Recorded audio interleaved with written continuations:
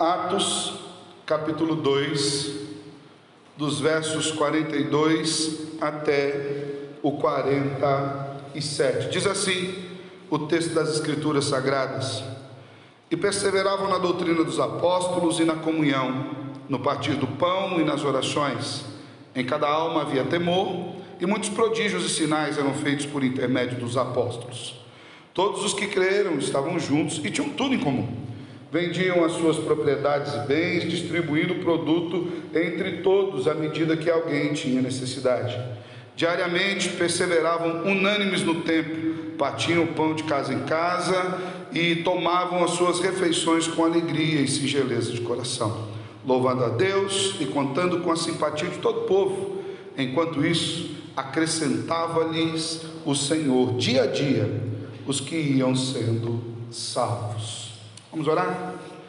Obrigado, Deus, pela noite que o Senhor nos dá, pela oportunidade de estarmos aqui na Tua casa, reunidos, para louvar o Teu nome, para celebrar a salvação que recebemos em Cristo Jesus e também para sermos moldados e ministrados pela Tua palavra. Fala conosco nessa noite, Senhor, que a Tua palavra encontre lugar de morada no nosso coração e que possa haver a grande transformação que tanto nós precisamos diariamente, para que nós sejamos cada vez mais, Deus, parecidos com aquilo que o Senhor tem para nós, parecidos com Cristo Jesus, caminhando para o alvo da soberana e eterna vocação que temos no amado. É nele que nós oramos, pedindo a Tua direção nessa noite. Amém e amém. Como se caracteriza uma igreja, irmãos? Eu não sei se você já parou para pensar sobre isso. Quais seriam algumas características de uma igreja?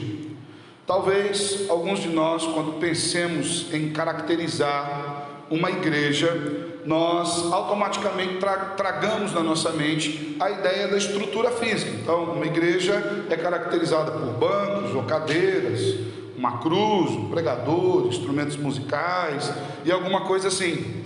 Ou então nós imaginamos que uma igreja possa ser caracterizada pela sua organização, pela sua estrutura, pela forma como ela se dirige, a sua estrutura administrativa. Mas será que quando nós olhamos para as Escrituras Sagradas, essas são características de uma igreja? E veja bem, não é nenhum tipo de crítica à característica física da igreja. Eu acho que é muito legal quando a gente chega num lugar. Você entrou aqui dentro, irmãos, não precisa falar nada, não precisa ter placa lá fora. O pessoal entrou aqui dentro, viu os bancos, os instrumentos e a cruz, ele fala: que igreja é essa?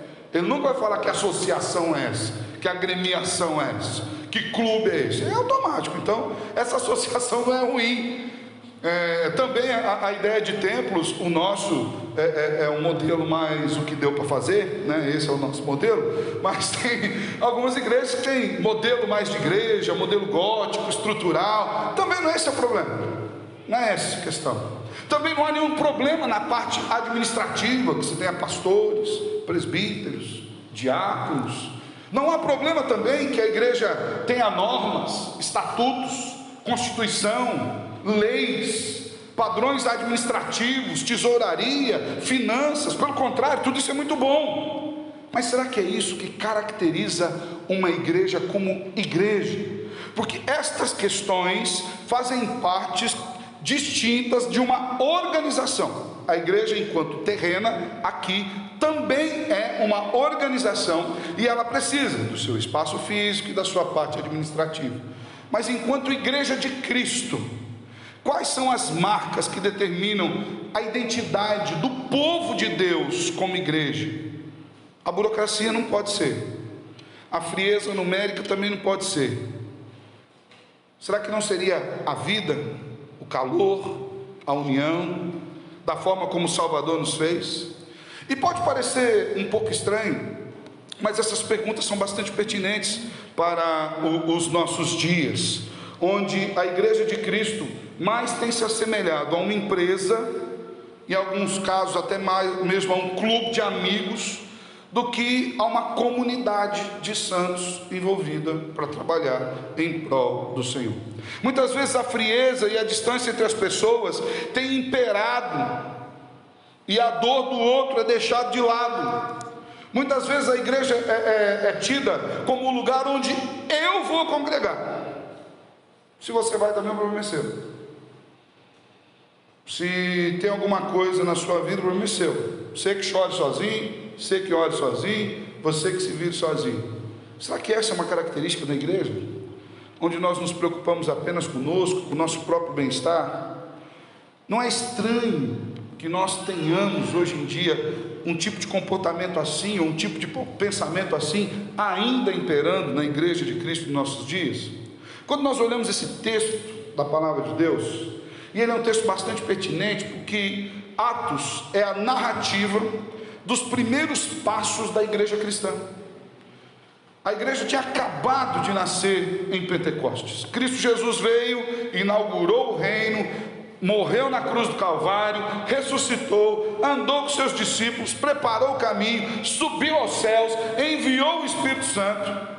E agora esses discípulos que aqui estavam iriam começar esse empreendimento santo que era a igreja dele. Eles tinham a bênção do Senhor, que Jesus diz o seguinte: eu vou edificar a igreja, vocês vão trabalhar de boa, mas eu vou edificar a igreja, vou garantir um negócio para vocês: as portas do inferno não vão prevalecer contra ela. Então, pode trabalhar, vai ter luta, vai ter perseguição. E naquela época a perseguição era mais diferente do que hoje. Eles buscavam o crente dentro da casa deles e levavam para as arenas para matar. Naquela época as pessoas eram perseguidas pela fé, mais do que hoje. Temos algum tipo de perseguição hoje? Temos. Ainda que ela já não seja tão velada, mas ela ainda, pelo menos no nosso meio, não é tão atroz. Ela não é tão incisiva. Naquele tempo era incisivo. Em nome do Estado eles calavam a igreja, fechavam a igreja. Muitos crentes se reuniam nos cemitérios. Foram conhecidos como crentes das catacumbas. Não é porque eles gostavam de defunto, não. É porque é o único lugar que eles podiam orar escondido de todo mundo. Que ninguém imaginava que os crentes se reuniam no cemitério para louvar a Deus. Ninguém imaginava um negócio desse. Então eles se reuniam. Alguns anos atrás nós fizemos um culto aqui na nossa igreja, lembrando do sofrimento da igreja perseguida. Quem lembra disso? Nós desligamos todas as luzes, não ligamos nem uma aparelhagem de som. Os diáconos lá da porta, quando as pessoas iam entrando, já falavam assim: fala baixinho, entra aí. Tinha muita gente que estranhou, o que está acontecendo? Tinha gente que foi meio com clima, o que será que está acontecendo? Entramos em silêncio aqui, todo mundo no escuro, ligamos as lanternas dos celulares, lemos as bíblias dos celulares, cantamos acusticamente, saímos em silêncio. Graças a Deus que era apenas uma rememoração, uma encenação, mas tem gente sofrendo isso na face da terra. Aquele povo era mais ou menos assim, e nem tinha celular para iluminar a noite escura. Então, quando nós observamos esse texto, nós entendemos que esses irmãos estavam falando de uma questão muito mais importante com respeito à igreja do que a sua estrutura em si. Mais uma vez lembrando, não estou dizendo que a estrutura seja desimportante. Acontece que a estrutura existe por causa da verdadeira igreja, e não o contrário. Não é a igreja que existe por causa da estrutura. Nós temos pastores, presbíteros, diáconos, templos, cadeiras, bancos, salas, câmeras, TVs, projetores, porque existe igreja, não é o contrário. Não é vocês que estão aqui por causa da estrutura, é a estrutura que está aqui por causa de vocês. E esse é o padrão das Escrituras. Então, observando o texto lido, nós notamos que a verdadeira igreja de Cristo, nascida em Atos dos Apóstolos, traz em si algumas marcas que são muito claras e que precisam também continuar claras para mim e para você, para os nossos dias. Os dias passaram, as estruturas mudaram, os anos passaram, as leis mudaram. A igreja hoje precisa ter uma estrutura física, um CNPJ e alguma coisa. A igreja precisa de normas. A igreja mexe com o dinheiro do povo, isso é muito sério. Esses dízimos e ofertas que vocês depositaram aqui no gasofilácio, e que muito bem disse o reverendo Márcio, nós precisaríamos ter mais conhecimento para sermos mais doadores, sem a intenção de fazer troca alguma com Deus. Deus não está aqui com balcão de negócio tentando negociar nada com ninguém, mas é por fidelidade, por amor, por resposta. Mas esses dízimos precisam ser administrados com sabedoria. Então existe uma comissão, existe uma tesouraria que lança isso direto, muito arrumadinho. Existe uma comissão de exame de contas, que são irmãos levantados dentro da igreja, que a cada 3 meses anotam isso. Isso é muito importante. As estruturas mudaram, nós precisamos dar conta disso.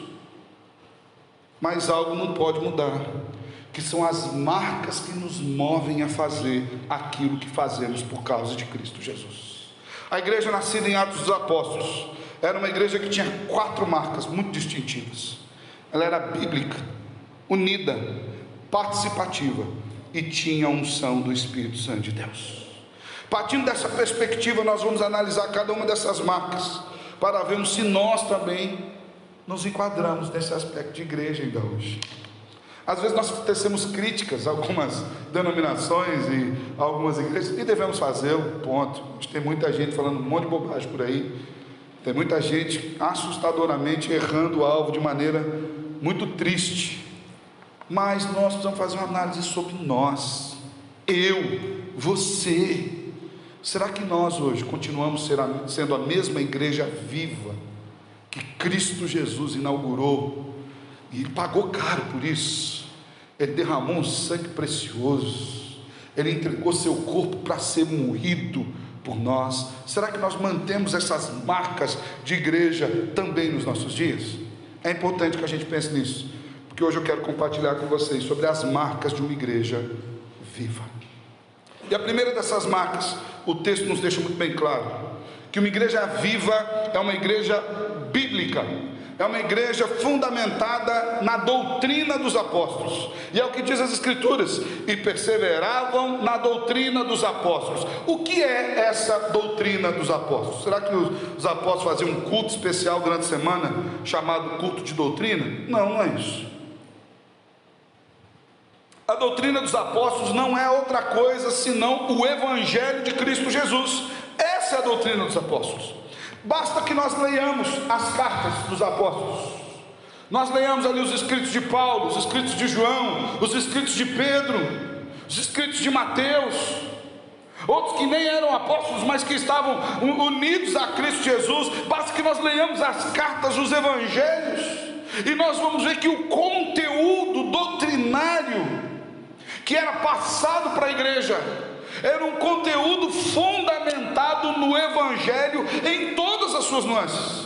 Era o Evangelho aplicado ao relacionamento, o Evangelho aplicado à vida, o Evangelho aplicado à maneira como eu administro meu dinheiro, o Evangelho aplicado na maneira como eu lido com a minha esposa, o Evangelho aplicado na maneira como eu lido com os meus filhos, o Evangelho aplicado na maneira como eu trabalho em casa. Hoje de manhã na escola bíblica nós estamos falando sobre dinheiro. O texto fala do Evangelho aplicado à maneira como eu trabalho, seja com patrão crente ou com patrão descrente.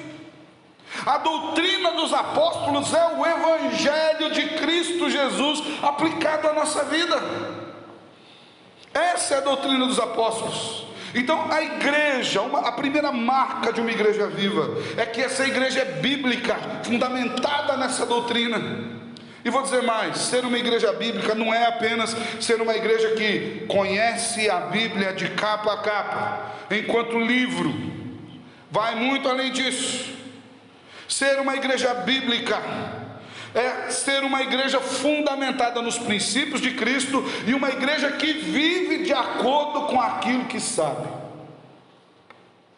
O texto de Oséias, lido pelo reverendo Márcio, quando fala que o meu povo perece por falta de conhecimento, não é porque o povo não sabia matemática, trigonometria, as regras de português, ou porque eles não sabiam ciências, física, biologia. Muita gente também não sabe, né? Ainda bem que não é esse conhecimento, pastor, graças a Deus. O conhecimento que faltava ao povo é o conhecimento de Deus. Quem Deus é, para que Deus me fez, como eu devo viver para a glória desse Deus na minha vida. Isso é uma igreja bíblica. Atos 17:11 diz assim: ora, estes de Beré, Paulo falando sobre os irmãos bereanos. Perceba, Paulo fala algo fantástico: olha, esses de Beré eram mais nobres que os de Tessalônica, pois receberam a palavra com toda a avidez, examinando as Escrituras todos os dias, para ver se as coisas eram de fato assim. Uma igreja bíblica se preocupa em analisar as escrituras para ver assim: o meu trabalho está de acordo com o que a Bíblia diz, a minha administração está de acordo com o que a Bíblia diz, os meus relacionamentos estão de acordo com o que a Bíblia diz, eu amo de acordo com o que a Bíblia diz, eu sou doador de acordo com o que a Bíblia diz. E isso é uma igreja que persevera na doutrina dos apóstolos. Eu sei que a gente olha por aí e vê muita igreja que não é assim. E eu vou dizer um negócio, pode parecer falta de educação, mas não é, tá? É um mero exercício retórico. Isso é problema deles. Por que, pastor, é problema deles? Porque nós temos que dar conta de nós mesmos. O que importa para mim e para você não é que os outros sejam ou não hereges, é que eu e você sejamos bíblicos, que eu e você estejamos vivendo a doutrina dos apóstolos. Uma igreja bíblica é uma igreja que vive a palavra em todas as suas nuances, e não apenas naquilo que escolhe querer fazer. Tiago, falando sobre esse evangelho de Cristo Jesus, e Tiago é profundamente prático. Nós já tivemos uma série de sermões sobre a carta de Tiago, irmão do Salvador Jesus Cristo, meio-irmão do Salvador Jesus Cristo. Ele diz o seguinte, lá em Tiago 1, dos versos 22 até o 25: tornai-vos, pois, praticantes da palavra. Uma igreja bíblica, pode parecer loucura que eu vou dizer para você aqui, mas não é. Uma igreja bíblica não é só uma igreja que vem na escola dominical. É bom vir? Ótimo, perfeito. Estou morrendo de saudade da escola dominical, do nosso jeitão. Semana que vem fica um pouco mais do nosso jeitão. Semana que vem já volta a sala de catecúmenos, já volta a sala de jovens e já volta a sala de adolescentes. Depois nós falamos mais sobre essa novidade. Vai orando aí, tia Pátio, para voltar os pré-adolescentes também, que é a sua sala. E vai orando os professores pequenininhos também, para voltar rapidinho, que nós estamos orando por isso.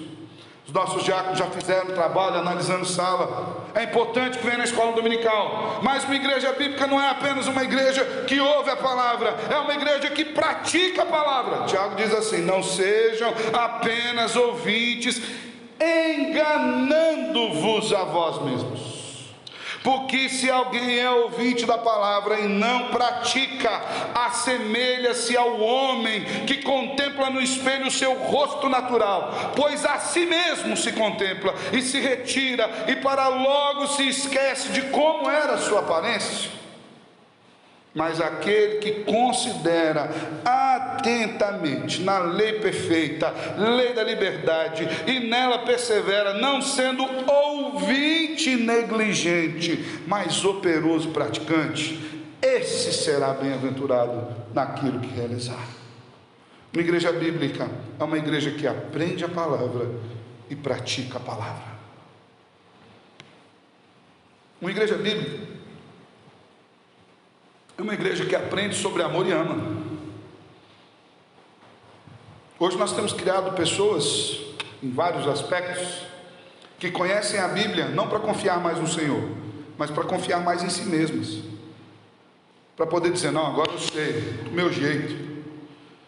Tem muita gente que vem no culto e o pastor prega sobre amor e ele sai dali amando mais. Não, ele sai dali cobrando. Agora, ó, tá vendo? Eu tenho que ser amado daquele jeito que o pastor falou lá.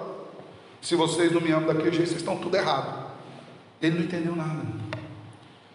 Uma igreja bíblica entende que todo o conhecimento que recebe acerca de Cristo Jesus é para que cada um de nós, na nossa individualidade, sejamos transformados na imagem de Cristo Jesus. Se falou da doação, é para quem doar? Para mim. Se falou do dízimo, para quem tem que trazer? Eu dar o dízimo. Se falou do amor, quem que tem que amar? Sou eu. Da visita, quem que tem que visitar? Sou eu. Da paciência, quem que tem paciência? Sou eu. Toma cuidado com o que você ora, meu irmão. Tem gente que ora assim: pastor, eu quero crescer espiritualmente, aumenta a minha fé. Como é que você faz para exercitar a fé, irmão? É no meio da adversidade, e o mundo cai ao seu redor. Mas é para você exercitar isso. Uma igreja bíblica é uma igreja que pratica a palavra, mas pratica essa palavra fundamentada na rocha eterna que é Cristo. Eu gosto muito da maneira como Jesus termina o sermão. Eu acho que talvez até nos seminários nós precisávamos estudar melhor isso, irmãos. No seminário a gente estuda sermão de gente boa, viu? Spurgeon, príncipe dos pregadores, Lloyd Jones, Padre Antônio Vieira, sermão da 60ª, coisa fantástica.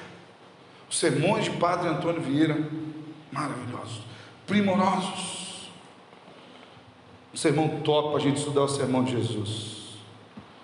Ele termina o sermão do monte, lá em Mateus 7, 25, dizendo o seguinte: aquele que ouviu as palavras que eu disse aqui.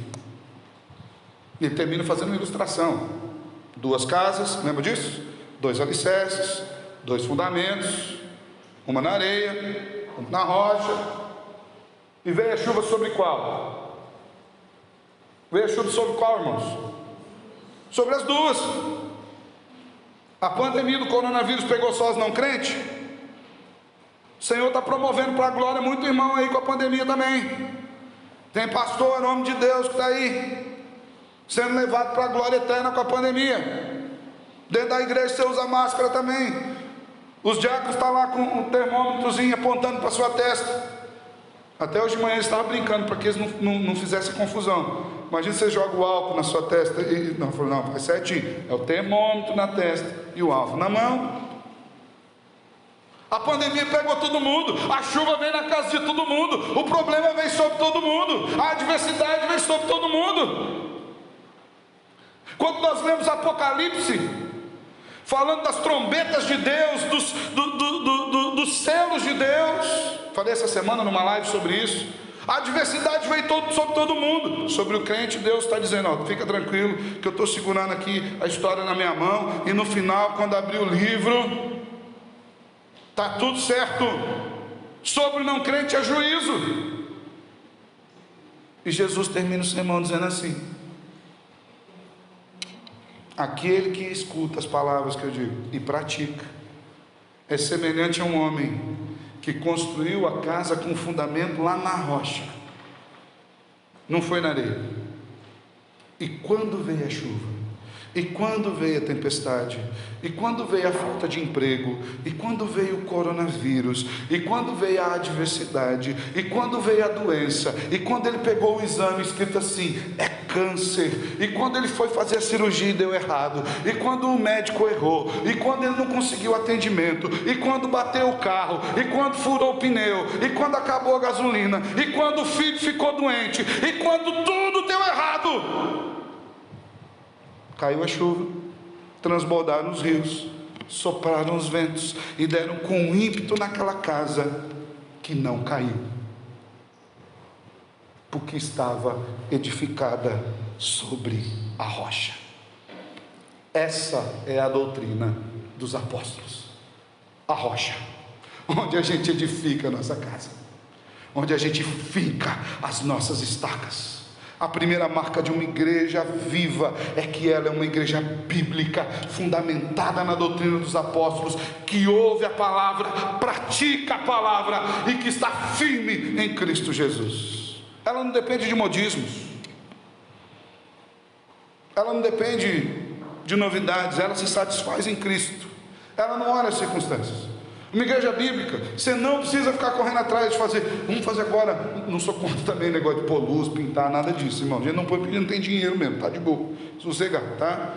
Nós não temos dinheiro para gastar com isso. Quando a gente tiver, quem sabe um dia, depois que a gente parou de ajustar tudo, ajudar missionário e ajustar as nossas coisas, quem sabe a gente põe. Não sou contra isso não, tá? Mas ela não depende disso.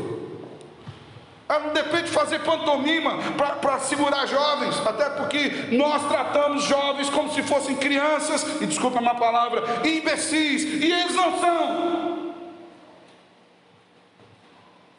Os nossos jovens são homens e mulheres de Deus, que precisam ser tratados como homens e mulheres de Deus, desde a eternidade. Não pode ser tratado como, isso é coisa da adolescência. Não, isso é coisa do seu pecado. Bora largar a mão disso na adolescência, na juventude, em qualquer lugar. Tem que ser desse jeito, irmãos. Não depende de modismo, ficar correndo atrás de coisinha. Abacuque 3, 17 e 19, fundamenta essa igreja, ainda que dê tudo errado. Perceba, Abacuque estava atrás de moda. Abacuque estava atrás da bênção do Senhor. Abacuque estava atrás do mover de Deus. Eu gosto de olhar Abacuque em contraste com Naamã, que foi buscar o profeta. Naamã era herói de guerra, você lembra da história, porém ele era o leproso, sírio, Naamã. Ele foi lá para buscar o profeta. Uma menina que trabalhava na casa dele falou: vai lá que tem um profeta Israel, ele vai orar por você, você vai ver o poder de Deus, vai resolver seu problema.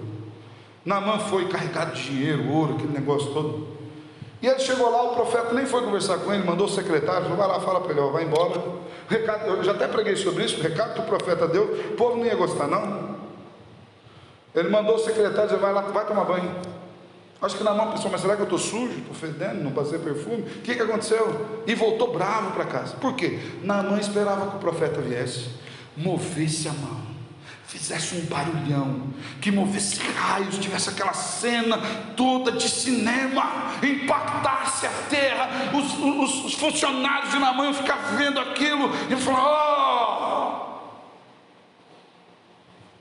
E indo para casa, Naamã, o coração dele estava bloqueado, viu? Agora ele estava leproso e nervoso. Leproso ele já era, agora ele estava voltando nervoso e reclamando: será que lá onde eu moro, nasci, não tem rio melhor que esse aqui? O profeta manda eu tomar banho. Que homem mal educado, que pessoa que não tem noção. Aí o funcionário dele falou assim: meu pai, se o profeta tivesse pedido para o senhor fazer uma coisa bem difícil, o senhor não faria? Foi claro que eu faria. Eu falei: então toma banho, homem, que é mais fácil, pula aí no rio. E ele fez aquilo que o profeta falou, e na 7ª vez ele saiu curado. Abacuque não teve nem isso, porque Abacuque não estava preocupado com esse mover. Abacuque diz assim, Abacuque 3, 17 a 19: ainda que a figueira não floresça, nem haja fruto na vide, o produto da oliveira minta, os campos não produzam mantimento, as ovelhas sejam arrebatadas no aprisco, não haja gado no curral, todavia eu me alegro no Senhor, eu exulto no Deus da minha salvação. O Senhor Deus é a minha fortaleza, e faz os meus pés como os da coça, e me faz andar altaneiramente. Uma igreja bíblica está fundamentada em Cristo, em nada mais. Ela não precisa de mais nada. Se acabar tudo, ela continua, porque o próprio Jesus diz: eu vou edificar, ninguém vai acabar com ela. A igreja primitiva era perseguida em todos os aspectos, além de ter que lutar contra as heresias, contudo não desanimava e vivia a esperança de se encontrar novamente com o Salvador Jesus. Atos 4, 29, 30 diz assim: agora, Senhor, olha só que coisa fantástica, apóstolos presos na cadeia,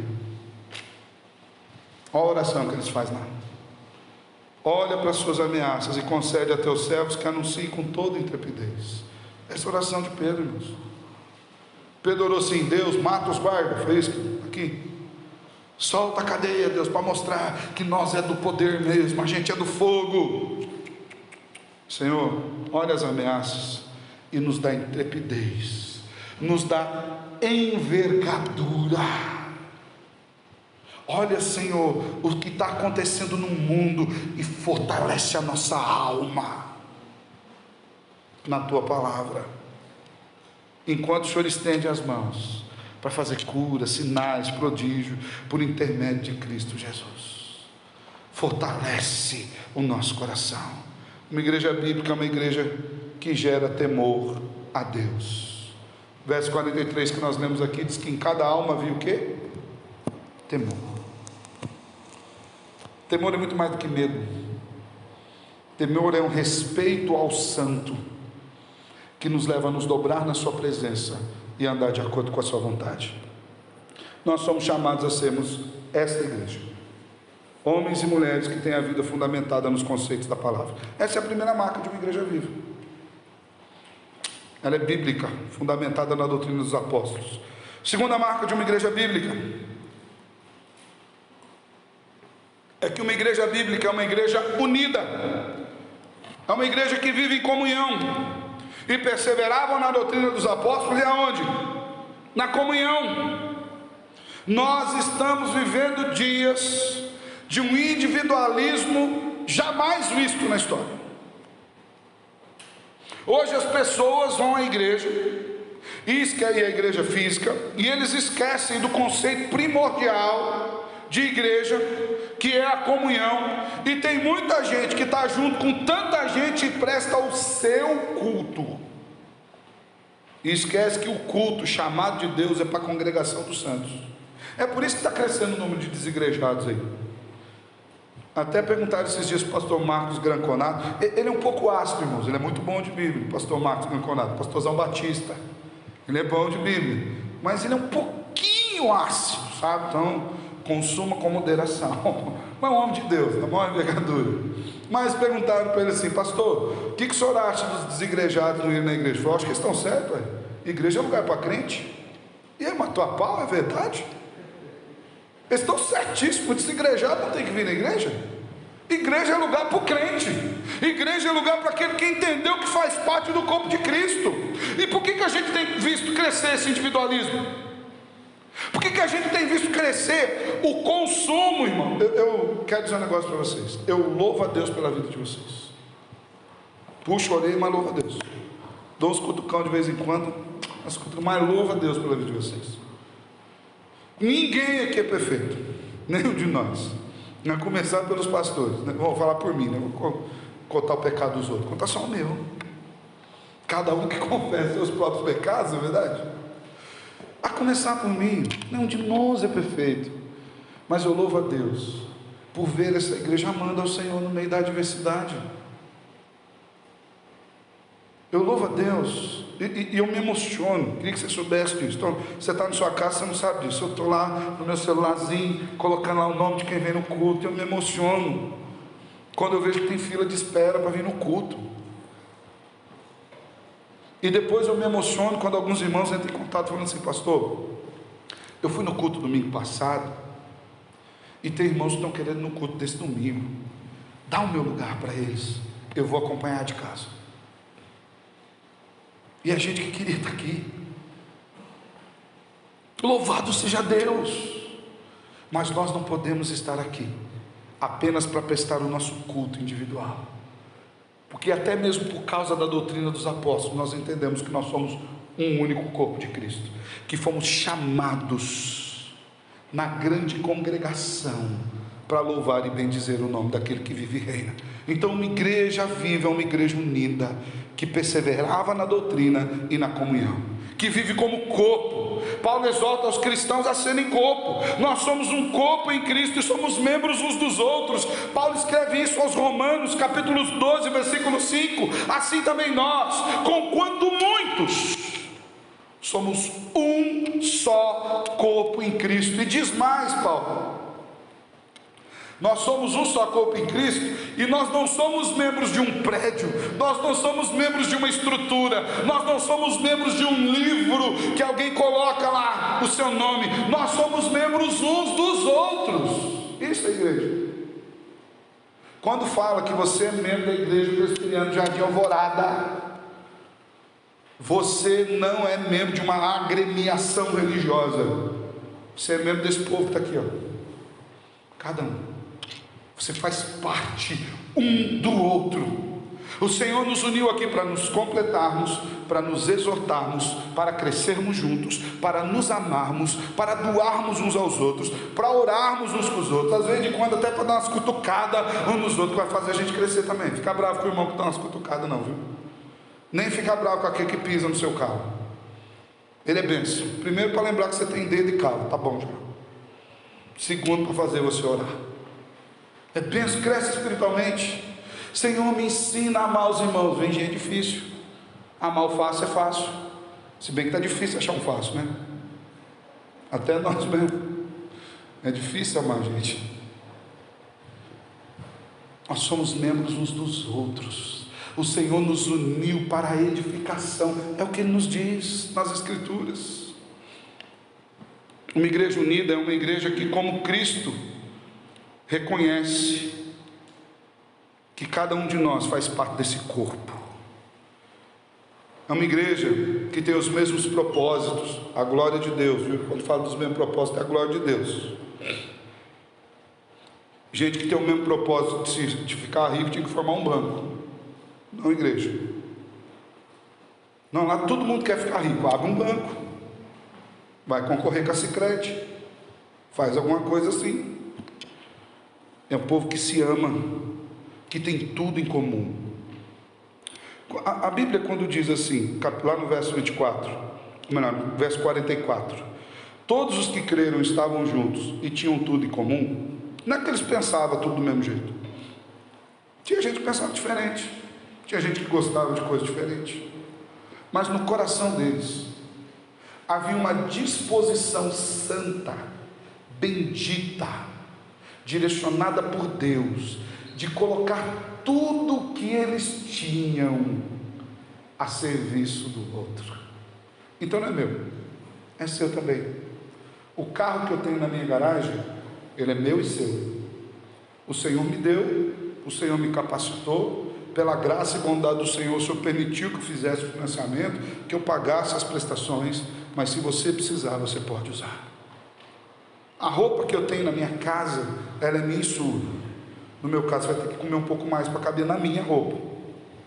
Ou então você pega um blazer para vestir em dois, né? Um de cada lado também. As posses que Ele me deu são minhas e suas. As coisas que Ele nos deu são minhas e suas. Eles têm tudo em comum. Se qualquer coisa que nós tenhamos na nossa casa, na nossa vida, na nossa igreja, não puder ser colocada à disposição do outro, não é ela que é nossa, nós que pertencemos a ela. Você entende isso? Você só é dono daquilo que você consegue doar. Aquilo que você não consegue doar domina você. Eles tinham tudo em comum. Ela era acolhedora, simpática, louvava a Deus com simpatia e com todo o povo. A igreja precisa ser acolhedora, irmãos. E dá para ser acolhedor na época da máscara aqui. Às vezes até ajuda, né? A pessoa não tem um shape tão bonito assim, com máscara até dá uma melhoradinha. Daí o cara não está vendo se você está rindo lá com banguela ou não, se você fez barba direito ou não, se passou o batom certo ou não. Está de máscara mesmo. Você faz assim, ele acha que você está sorrindo, às vezes está fazendo uma careta. Boa, dá para ser simpático. Como eu falei, em muitos casos, como no meu, até ajuda. Porque a pessoa não vê o que está do outro lado. E é bom que ele ganhe simpatia, porque depois que ele vê sem máscara, ele fala, agora já amei. Não dá para desamar. Já amei. É uma igreja acolhedora, eles louvavam a Deus e contavam com a simpatia do povo. A gente precisa ser assim, contar com a simpatia dos vizinhos, não só aqui da igreja, irmãos. A igreja está na sua casa, você é essa igreja. Contar com a simpatia das pessoas que moram ao seu redor, das pessoas olharem para você, rapaz, você é crente, eu não gosto de crente, já ouvi isso, pastor, não gosto de crente, odeio crente, estou conversando comigo de boa, odeio crente, mas se um dia eu fosse crente, queria ir lá na igreja do Senhor. Falei, tá bom. Foi o grande problema, é que eu estou lá. Falei, não, a gente dá um jeito. Falei, então tá bom. Que ele não goste da ideia de ser crente, mas que ele gosta de você. Porque um dia que ele precisar de uma oração, ele sabe onde contar. Contava com a simpatia do povo. Uma igreja unida é uma igreja que se esforça diligentemente, Efésios 4:3, se esforça diligentemente por perseverar nessa união, mantendo o vínculo da paz. Uma igreja unida é uma igreja que não fica arrumando problema, gente. O culto hoje não foi bom, porque não cantou a música que eu queria ouvir. Você é Deus? Se não, fica de boa, nós cantamos para Deus. Tem gente que é assim. A Patrícia, eu acho que vai lembrar eu há muito tempo atrás. Há muito mesmo. Eu era líder de louvor, meninão. Uma vez a pessoa chegou para mim e falou, pastor, canta essa música. Pastor, Alessandro, a gente vai encarando isso, né? Alessandro, toca essa música aqui no louvor e oferece para fulano, fala que fui eu que mandei. Eu falei, agora virou rádio o negócio? Agora nós vamos cantar tal música em oferecimento a você, mandada por... que é isso, irmão? Nós estamos oferecendo tudo para Deus aqui, né? Isso é para programa de rádio, aqueles da madrugada, que você perde o sono e fica ouvindo lá. Isso não dá. Então a gente precisa entender que a gente precisa se esforçar no vínculo da paz. Irmãos, deixa eu falar um negócio para você. Você vai olhar para a igreja, você vai ver um monte de problema. Eu quero dizer um negócio para você, ela tem muito mais do que você viu. Mas se a gente for focar nos problemas, nós vamos nos espinhar sempre. Foque em Cristo, que é aquele que veio para resolver todos os problemas, o meu, o seu, o nosso. Leva para Ele, esforçando-se para manter o vínculo da paz. Nós não podemos viver nos mordendo. O apóstolo Paulo escreve aos Gálatas, capítulo 5, versos 14 e 15, falando sobre a liberdade que o povo tem em Cristo Jesus, para viver de acordo com a palavra, mas não para ficar cutucando o outro. E quando eu falo cutucando o outro, você está vendo que o irmão tem pecado, fala com ele. A Bíblia manda você falar com ele, Mateus 18, ponto. Mas você vai falar com quem? Com ele. Você não põe no grupo do WhatsApp da sua família. Você não conversa com mais 3, 4, 5 irmãos. O nome disso é fofoca, gospel, mas é fofoca. Pô, no grupo de oração da igreja, queria orar por aquele irmão que está em pecado assim, assim, assim, assim, assim, assim, assim, tem mais pecado ainda, assim, assim, assim, assim, assim. O nome disso é fofoca, irmãos. A Bíblia diz, você vê que teu irmão está pecando, vai e fala com ele. Não resolveu, chama mais um, fala com ele. Não resolveu, chama os presbíteros. Não resolveu, põe na igreja. Não resolveu, fala para todo mundo. Ó, tentamos tudo, irmãos. Que coisa difícil. Se tem uma coisa que me dói, é quando a gente tem que fazer disciplina pública. E a gente já fez aqui chorando um monte de vezes. Mas muito pior que a disciplina é a exclusão.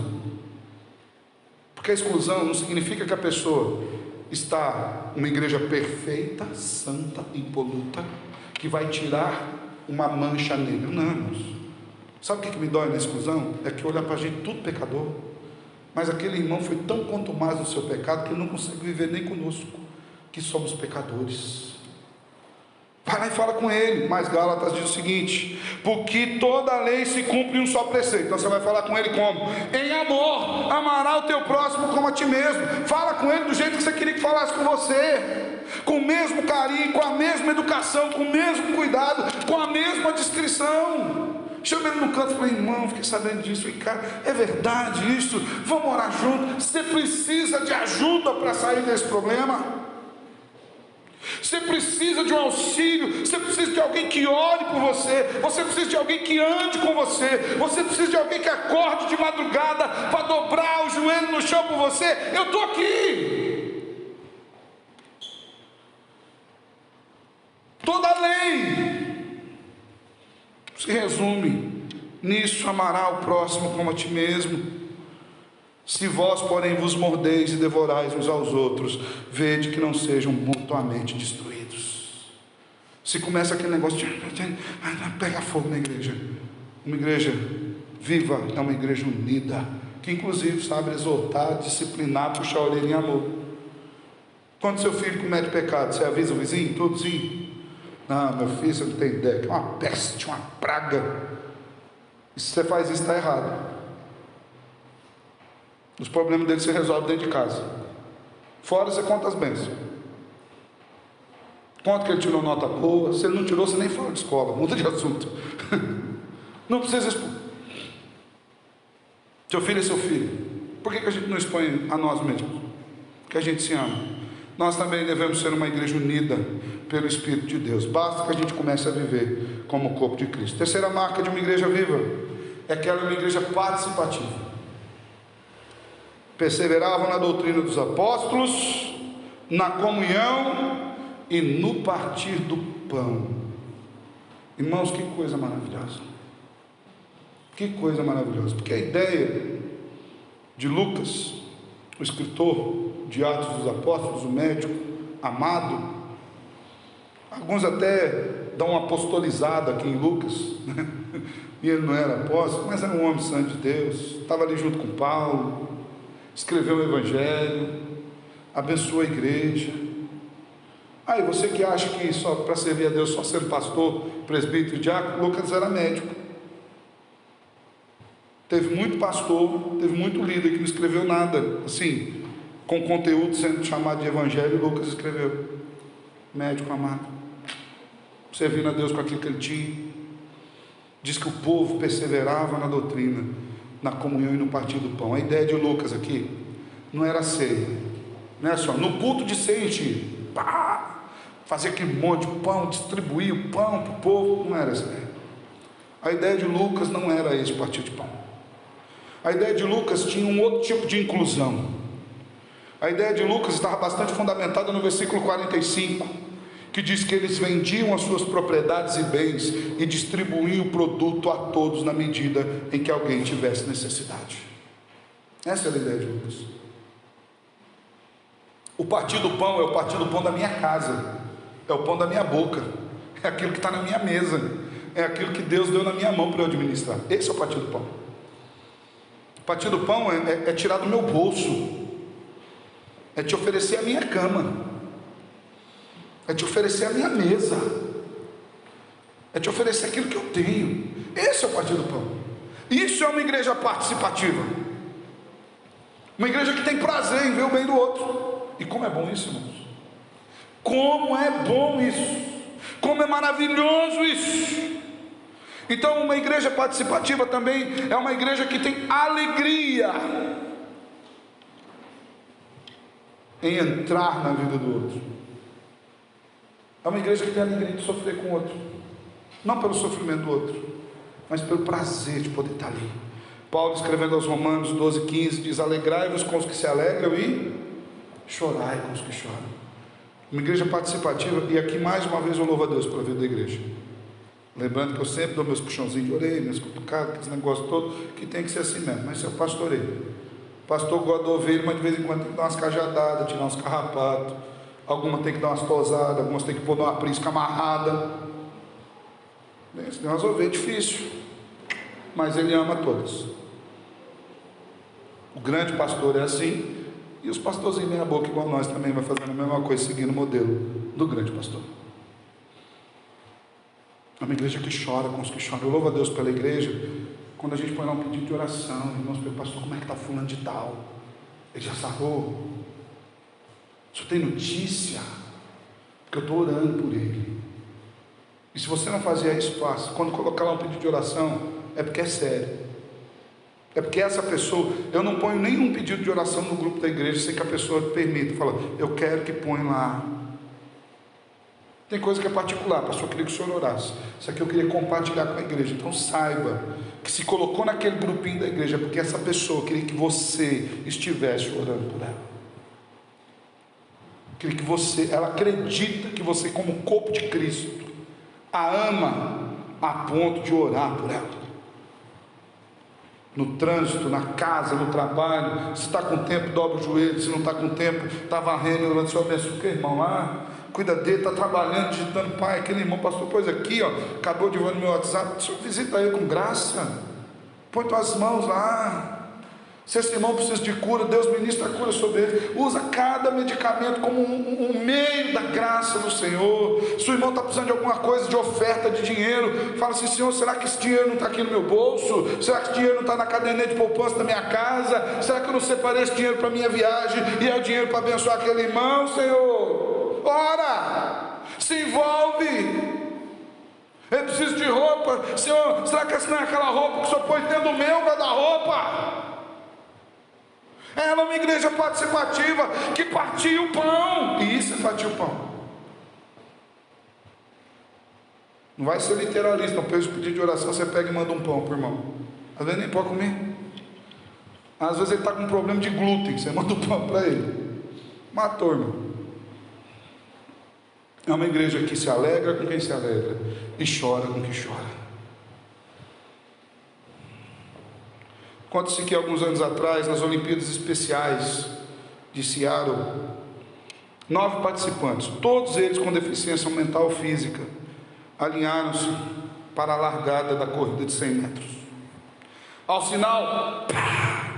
Gostou do sinal? Bom, né? Todos partiram. Não exatamente em disparada, mas com vontade de dar o melhor de si, de terminar a corrida e até mesmo de ganhar. Todos, com exceção de um garoto que tropeçou no asfalto, caiu rolando e começou a chorar. Os outros 8 que ouviram o choro dele, diminuíram o passo, olharam para trás Então eles viraram e voltaram a buscar esse garoto. Todos eles. Uma das meninas que estavam nessa corrida, isso é fato, menina com síndrome de Down, se ajoelhou, deu um beijinho na testa do garoto e falou assim: pronto, agora vai sarar. E todos os 9 competidores deram os braços, andaram juntos até a linha de chegada. O estádio se levantou em aplausos, aplausos que duraram muitos minutos, e as pessoas que estavam ali naquele dia continuam repetindo essa história até hoje. Você fala assim: pastor, mas eles eram limitados. Nós somos limitados, todos nós. Não tem ninguém, toma cuidado com isso, não existe nenhum de nós que não tenha limitações. Alguns têm limitações especiais, mas todos nós somos limitados e precisamos um do outro. Uma igreja participativa é uma igreja que se une em favor do bem de todos. Porque para nós a glória não é a gente chegar lá no fim da corrida, pegar os louros e olhar para trás, a gente está sozinho. A glória para nós é a glória que João viu, vestido de branco com todo mundo. Quem venceu? Todos venceram. Todos nós cruzamos a barreira, porque o grande Salvador nos trouxe aqui. Essa é a nossa vitória. Uma igreja participativa é uma igreja ativa no testemunho, onde o evangelho nesta igreja é muito mais do que o sermão de um domingo à noite. Irmão, presta atenção, se o nosso evangelho for só isso aqui que eu estou pregando aqui, é benção, louvado a Deus, porque é a palavra dele, mas não vai ter efeito para nós, porque o evangelho em uma igreja viva, ele é vivido diariamente em Cristo, de maneira que as pessoas vejam Cristo em nós. E esse é o nosso sucesso como igreja, viu? O nosso sucesso não é aumentar o templo, melhorar, pintar, é tudo bom isso aqui, louvado seja Deus, mas esse não é o nosso sucesso.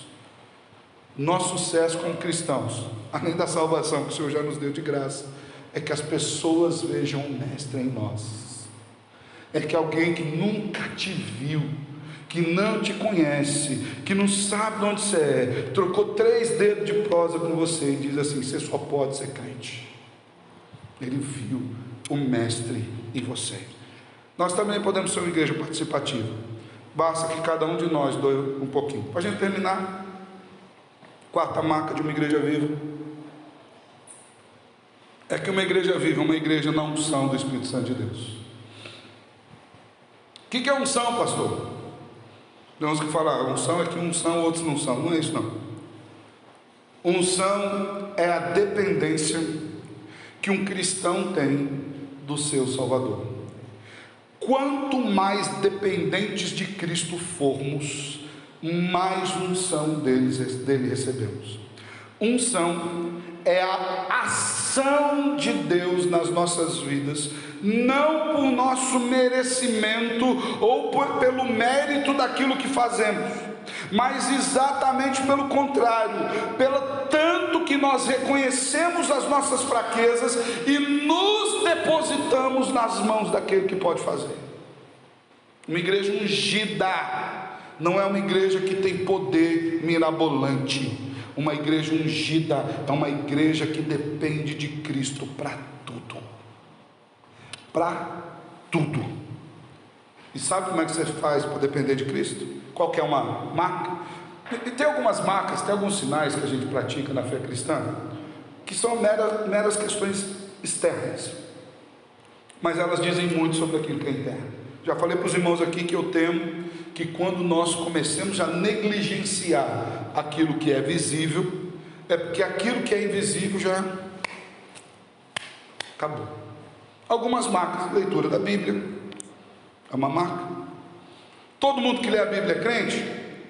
Não, mas todo crente lê a Bíblia. Oração: todo mundo que ora é crente? Não, mas todo crente ora. Amor: todo mundo que ama é crente? Não, mas todo aquele que ama é crente? Dízimos e ofertas. Todo mundo que dá dízimo e oferta é crente? Não. Mas o crente é dizimista fiel, é ofertante, porque ele entende qual que é o princípio bíblico disso, que não é lei. É interessante. Sabe que eu gosto que o dízimo seja lei? Louva a Deus por isso. Porque a lei é cumpra-se, ponto, vai lá e faz. Dízimo não é lei. Dízimo é fruto de reconhecimento a Deus, é louvor, é graça. O dizimista não traz porque Deus manda, ele traz porque ele ama a Deus. É diferente. Não é obediência apenas, é gratidão. E aí, outras marcas nós temos. A marca de uma igreja ungida é uma igreja que ora. Oração. A igreja não é apenas um apêndice na vida do cristão, mas uma parte importante da sua vida. A igreja faz com que nós tenhamos a vida em volta do templo. E quando eu falo do templo, não é isso daqui, é em volta da palavra de Deus, dos conceitos de Deus, das escrituras do Salvador e também dos irmãos. Cada cristão está ligado um ao outro e na videira por Cristo Jesus. Ele afirma isso, João 15, verso 5. Eu sou a videira e vocês são o quê? Os ramos. Quem permanece em mim e eu nele, ele está fruto, porque sem mim nada podeis fazer. Quando isso ocorre, a igreja recebe poder de persuasão vindo diretamente do Senhor. A unção vem de estarmos ligados ao tronco da videira, a dependermos dele. O ramo depende sozinho? De quem que o ramo depende? Da árvore, do tronco. Se tirar o tronco, o ramo, o que acontece? Ele morre. E Jesus disse: sem mim você não pode fazer nada.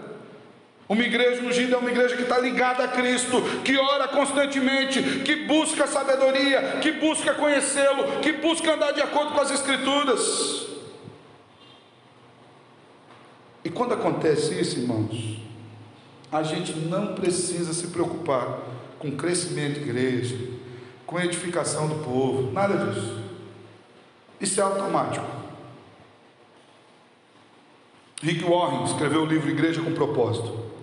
Ele revolucionou o mundo, para bem e para mal. Para bem, porque o livro é muito bom. A igreja aqui, eu acho que já leu esse livro várias vezes. Inclusive ele no livro dizia: não me copia. Isso é a minha experiência particular. Não adianta você querer copiar na sua igreja. Isso aqui eu fiz lá em Saddleback, sei lá, o nome desse, onde ele fez lá. Então funcionou, foi o que Deus usou aqui. Mas não adianta você querer mudar a sua igreja agora para você estar aqui. Isso é uma experiência particular. Mas ele diz algo muito interessante, porque, se eu não me engano, no capítulo 1 do livro, ele fala que tudo aquilo que é saudável cresce naturalmente. Ele usa o exemplo de um filho. Muitos de nós aqui somos pais. Você precisa ficar falando do seu filho: cresce, cresce.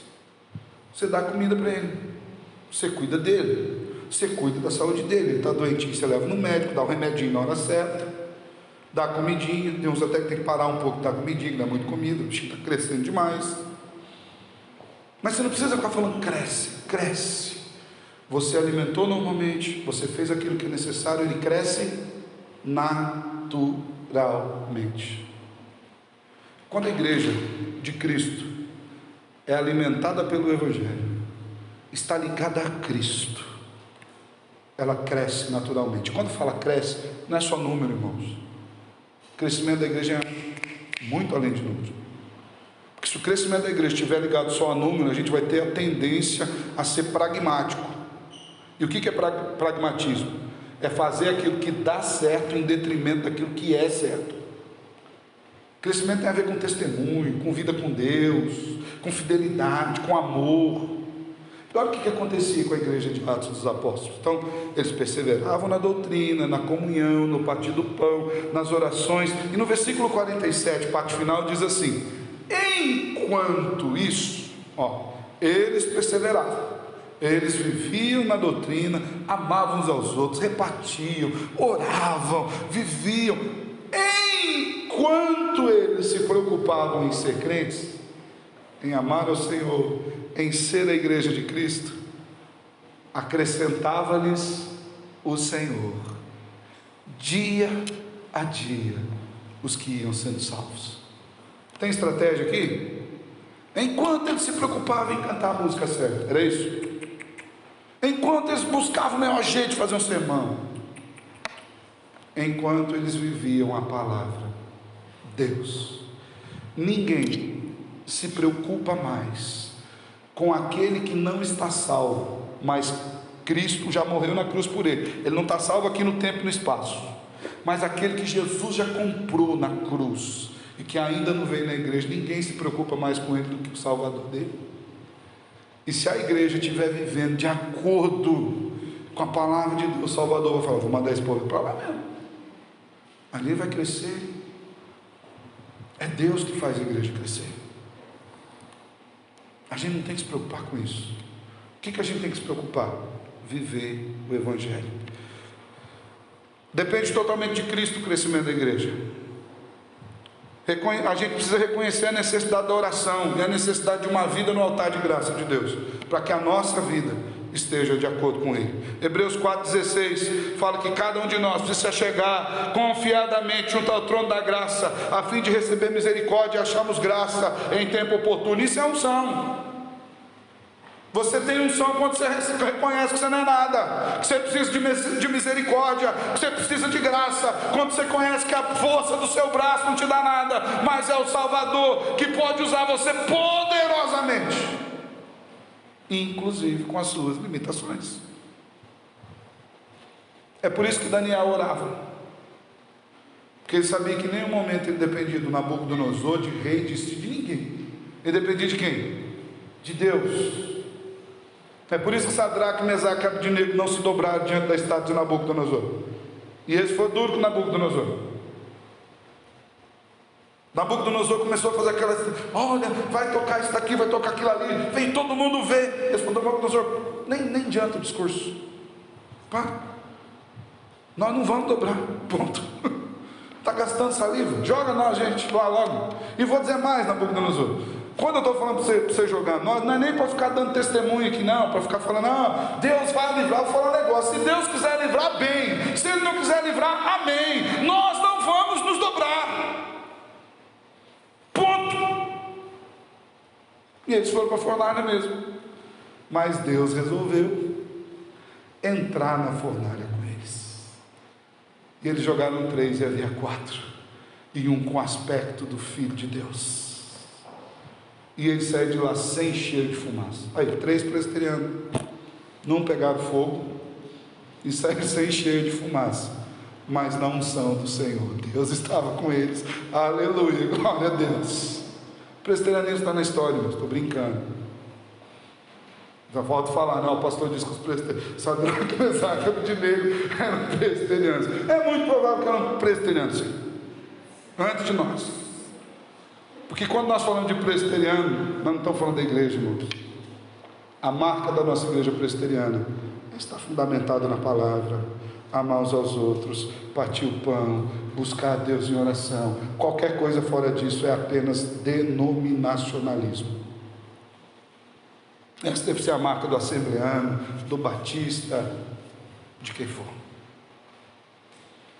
Uma igreja viva é uma igreja com unção. Ela é próspera, ela é empolgante, não porque ela é uma instituição, mas porque ela está ligada à videira, que é Cristo Jesus.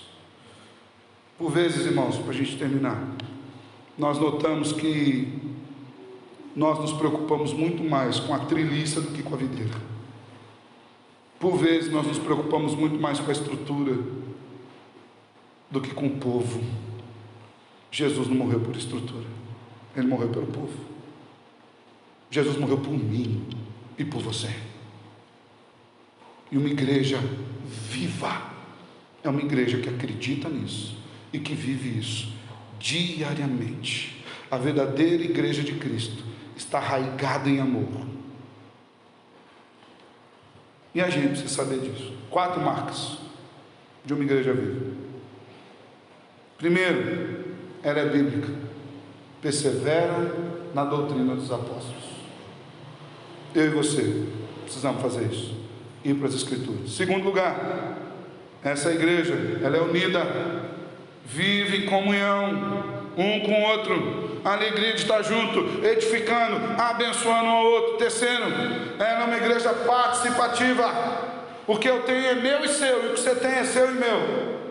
E se todo mundo for crente, ninguém vai abusar de ninguém. Tudo é do Senhor.